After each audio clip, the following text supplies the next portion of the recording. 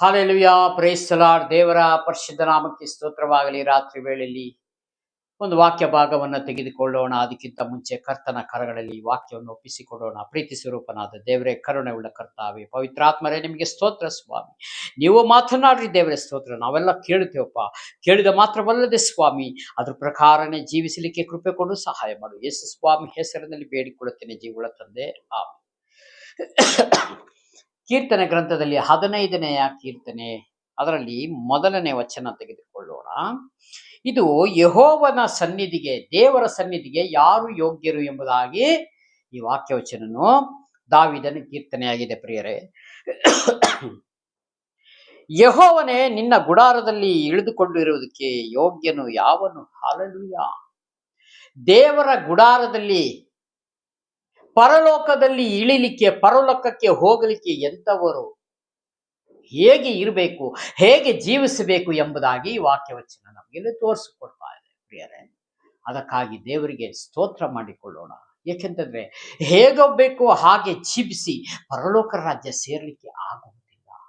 ಅನೇಕ ಜನಗಳಿಗೆ ನಾವು ಇಷ್ಟ ಬಂದ ರೀತಿ ಜೀವಿಸಿ, ಲೋಕದ ಜನಗಳನ್ನ ನೋಡಿ ಪಾಪ ಅವರಿಗೆ ಗೊತ್ತಿಲ್ಲ. ಅವರಿಗೆ ಈ ರೀತಿಯಾಗಿ ಒಂದು ನ್ಯಾಯ ವಿಚಾರಣೆ ದಿವಸ ಇದೆ, ಒಂದು ದಂಡನೆ ಕಾಲ ಇದೆ ಎಂಬುದಾಗಿ ಯಾರಿಗೂ ತಿಳಿದಿಲ್ಲ. ಪ್ರಿಯರೇ, ಇಲ್ಲಿ ದೇವರ ವಾಕ್ಯ ಓದುವಂಥವರಿಗೆ, ಧ್ಯಾನಿಸುವಂಥವರಿಗೆ, ದೇವರು ಕರೆದಂಥವರಿಗೆ ಇಲ್ಲಿ ವಾಕ್ಯ ಉಪದೇಶ ಹೀಗೆ ಹೇಳ್ತಾ ಇದೆ.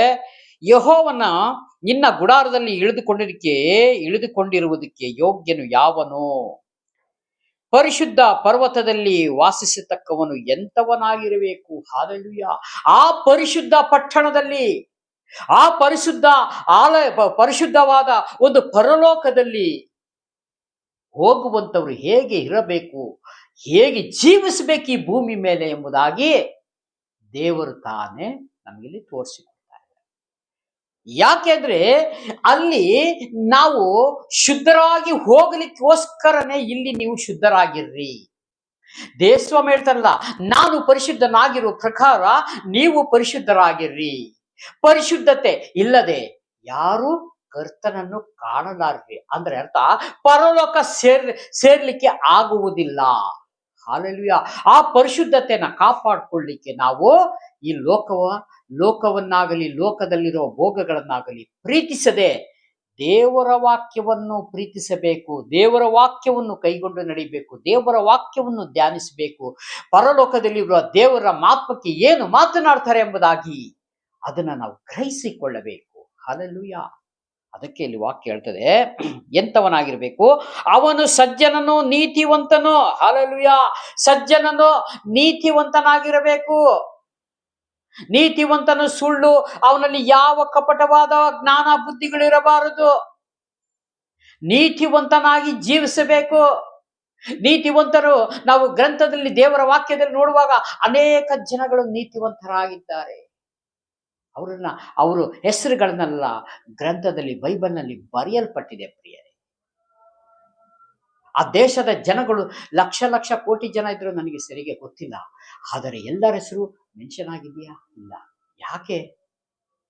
ದೇವರಿಗಾಗಿ ಜೀವಿಸಂತವರು.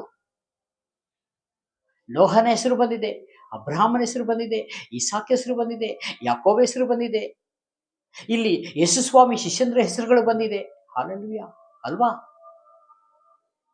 ಇವರೆಲ್ಲ ದೇವರಿಗಾಗಿ ಮೀಸಲಾಗಿ ಇಟ್ಟಂಥವರು, ದೇವರಿಗಾಗಿ ಜೀವಿಸಿದ್ದಂಥವರು. ಅವರ ಹೆಸರುಗಳು ಇಲ್ಲಿ ಉಲ್ಲೇಖ ಆಗಿದೆ.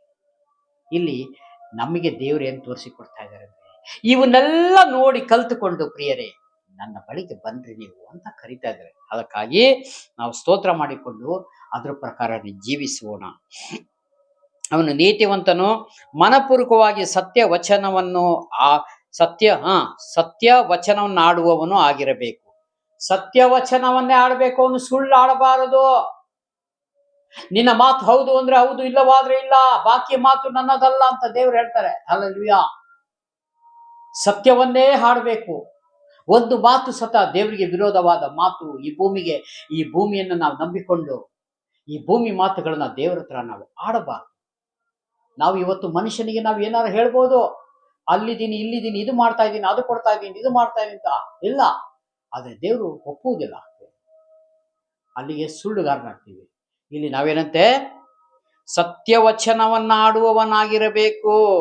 ಅವನು ಚಾಡಿ ಹೇಳದವನು, ಮತ್ತೊಬ್ಬರಿಗೆ ಅನ್ಯಾಯ ಮಾಡದವನು, ಯಾರನ್ನು ನಿಂದಿಸುವನು ಆಗಿರಬೇಕು. ಅವನು ಭ್ರಷ್ಟರನ್ನು ಜರುಗಿ ಬಿಟ್ಟವನು.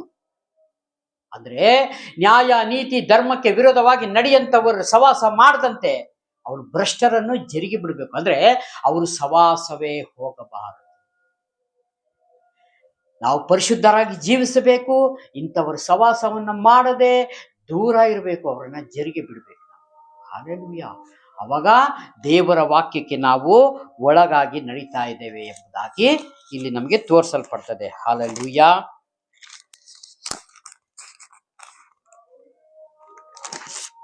ಆಮೇಲೆ ಯೆಹೋವನಲ್ಲಿ ಭಯ ಭಕ್ತಿ ಉಳ್ಳವನು, ಸನ್ಮಾನಿಸುವವನು, ನಷ್ಟವಾದರೂ ಪ್ರಮಾಣ ತಪ್ಪದವನು ಆಗಿರಬೇಕು. ದೇವರನ್ನ ಗೌರವಿಸಬೇಕು, ಸನ್ಮಾನಿಸಬೇಕು, ದೇವರ ಮಾತಿನಂತೆ ನಡೆಯಬೇಕು. ಈ ಭೂಮಿ ಮೇಲೆ ದೇವರು ಹೇಳಿದ ಮಾತುಗಳು ಏನೇನು ಹೇಳ್ತಾರೋ ನಮ್ಮ ಆತ್ಮದಲ್ಲಿ ವಾಕ್ಯದ ಮುಖಾಂತರ ಹೇಳ್ಬೋದು, ಇದೆಲ್ಲ ಕೈಗೊಂಡು ನಾವು ನಡೆಯಬೇಕು. ಅಲ್ಲಿಗೆ ನಾವೇನಂತೆ, ಸನ್ಮಾನಿಸುವನು, ನಷ್ಟವಾದರೂ ಪ್ರಮಾಣ ತಪ್ಪದವನು. ನಮ್ಗೆ ಯಾರಾದ್ರೂ ನಷ್ಟ ಮಾಡ್ಬೋದು, ಅನ್ಯಾಯ ಮಾಡ್ಬೋದು, ಕೆಡುಕು ಮಾಡ್ಬೋದು, ನಾವು ಹಿಂದಿರುಗಿ ಅವರಿಗೆ ಮಾಡದಂತೆ ನಮಗೆ ನಷ್ಟವಾದರೂ ಪ್ರಮಾಣ ತಪ್ಪಬಾರದು. ಪ್ರಮಾಣ ಅಂದ್ರೆ ದೇವರ ವಾಕ್ಯವನ್ನು ಮೀರಬಾರದು, ತಪ್ಪಬಾರದು ಪ್ರಿಯರೇ. ಹಾಲೆಲೂಯ. ಆಮೇಲೆ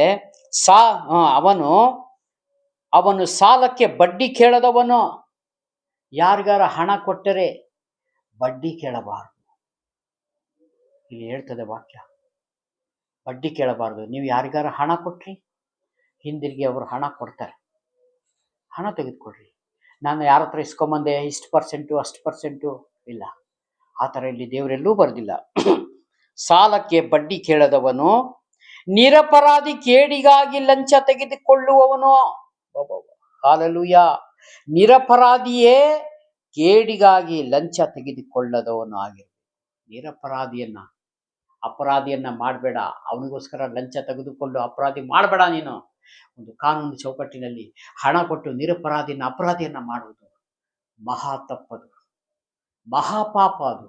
ಆ ರೀತಿಯಾಗಿ ನಾವೇನ್ ಮಾಡಬೇಕು, ಆ ರೀತಿಯಾಗಿ ಆ ಗುಣಲಕ್ಷಣಗಳನ್ನ ದೇವರಲ್ಲಿ ಕೊಟ್ಟಿದಾರಲ್ಲ, ಇದ್ರ ಪ್ರಕಾರನೇ ಆ ಗುಣಲಕ್ಷಣಗಳನ್ನ ನಾವು ಧರಿಸಿಕೊಳ್ಬೇಕು. ಇಂಥವನು ಎಂದಿಗೂ ಕದಲುವುದಿಲ್ಲ. ಹಾಲೆಲೂಯಾ. ಇಲ್ಲಿ ಈ 15ನೇ ಕೀರ್ತನೆಯಿಂದ 16ನೇ ಕೀರ್ತನೆ ತನಕ ಏನ್ ಬಂದಿದೆ, ಇಲ್ಲಿ 5ನೇ ವಚನ ಅಂದ್ರೆ 15ನೇ ಅಧ್ಯಾಯ 1ನೇ ವಚನದಿಂದ 5ನೇ ವಚನ ಕೆಳಗಡೆ ತನಕ ಇಲ್ಲಿ ಕೊಟ್ಟಿರೋ ಸಂದೇಶಗಳು ಏನಾಗಿದೆ ಅಂದ್ರೆ, ಅಂಥವನು ಎಂದಿಗೂ ಕದಲುವುದಿಲ್ಲ. ದೇವರ ವಾಕ್ಯವನ್ನು ಕೇಳಿ ಮಾತ್ರವಲ್ಲದೆ ನಾವು ನಮ್ಮ ಇಷ್ಟದ ಪ್ರಕಾರ ಜೀವಿಸಿದ್ರೆ ಈ ವಾಕ್ಯಕ್ಕೂ ನಮಗೂ ಯಾವ ರೀತಿ ಸಂಬಂಧ ಇರುವುದಿಲ್ಲ ಪ್ರಿಯರೇ. ಈ ವಾಕ್ಯವನ್ನು ಯಾವಾಗ ಧ್ಯಾನ ಮಾಡಿ ಇಷ್ಟು ವಾಕ್ಯಗಳಲ್ಲಿ ನಮ್ಮದೇನಾದ್ರೂ ಒಂದು ತಪ್ಪಿದ್ರೆ ಅದನ್ನ ಸರಿಪಡಿಸ್ಕೊಳ್ಬೇಕು. ಸ್ವಾಮಿ, ಇಂಥದ್ದೊಂದು ಹೌದು ದೇವರೇ, ನನಗೆ ವಾಕ್ಯ ಗೊತ್ತಿರಲಿಲ್ಲ, ನನ್ನನ್ನು ಕ್ಷಮಿಸ್ಬಿಡಪ್ಪ. ಇಂದಿನಿಂದ ನಾನು ಯಾರಿಗಾರು ಹಣ ಕೊಟ್ಟಿದ್ದೆ, ಅದಕ್ಕೆ ಬಡ್ಡಿ ತಗೊಳ್ತಾ ಇದ್ದೆ, ಇವತ್ತು ನನಗೆ ಬಡ್ಡಿ ಬೇಡ ಸ್ವಾಮಿ, ನನ್ನ ಅಸಲು ಹಣ ಕೊಟ್ಟರೆ ಸಾಕು. ಅವಾಗ ಏನಾಗುತ್ತೆ ಅಂದ್ರೆ ದೇವರ ವಿಷಯದಲ್ಲಿ ನಾವು ನೀತಿವಂತರಾಗ್ತೀವಿ. ದೇವರು ಹೇಳ್ತಾರೆ, ಈ ವಾಕ್ಯ ನೀನು ತಿಳಿದುಕೊಂಡಿದ್ಯಾ, ನೀನು ತಪ್ಪು ನಿನಗೆ ಅರಿವಾಗಿದೆ, ಇನ್ನು ಮೇಲೆ ನೀನು ಬಿಟ್ಟು ಬಿಟ್ಟಿದ್ಯಾ, ನೀನು ಧನ್ಯನು. ಹಾಲೆಲೂಯ.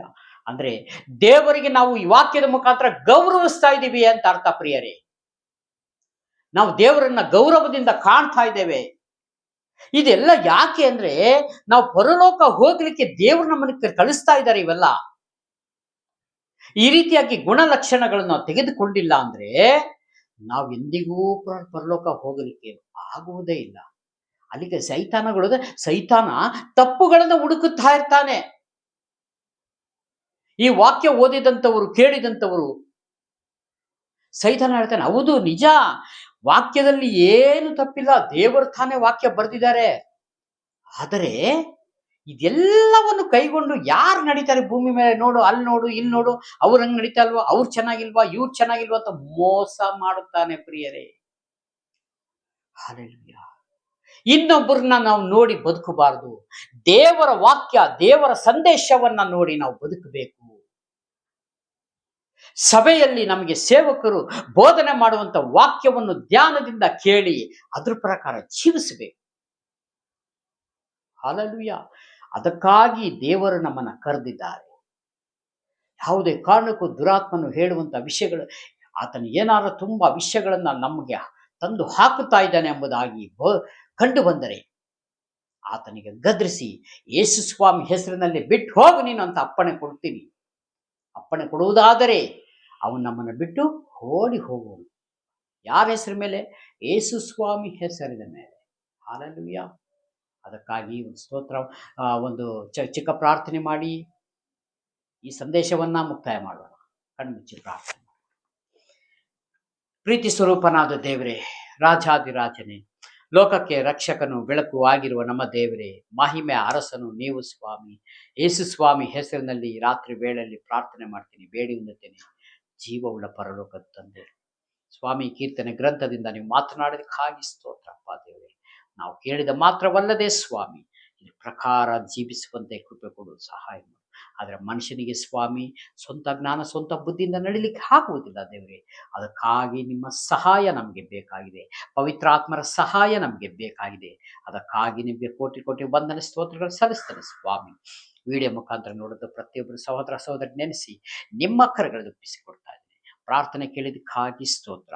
ಯೇಸು ಸ್ವಾಮಿ ಹೆಸರಿನಲ್ಲಿ ಬೇಡಿಕೊಳ್ಳುತ್ತೇನೆ, ಜೀವವುಳ್ಳ ಪರಲೋಕದ ತಂದೆ. Amen. Praise the Lord. God bless you. ದೇವರೆಲ್ಲರನ್ನು ಆಶೀರ್ವದಿಸಲಿ. ಆಮೆನ್.